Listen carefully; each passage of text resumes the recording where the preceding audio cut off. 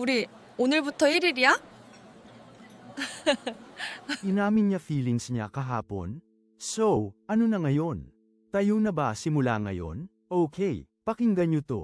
Ang uliwanulbuteo isail, literally means tayo ba ang unang araw simula ngayon? Ito ang sinasabi mo kapag officially couple na kayo, parang bam. Anniversary na. 우리 오늘부터 1일? 우리 오늘부터 1일? Uliwanulbuteo isail. Uliwanulbuteo isail. Pero seryoso, super importante to sa Korea. Ang mga couples ay nagse-celebrate ng 100 days, 200 days, at 1,000 days mula sa kanilang isail.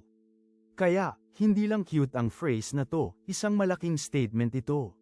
Uliwanulbuteo isail. Uliwanulbuteo isail. So, sino ang tatanungin mo ng uliwanulbuteo isail? Sabihin mo sa comments. At huwag kalimutang mag-follow para sa mas real Korean.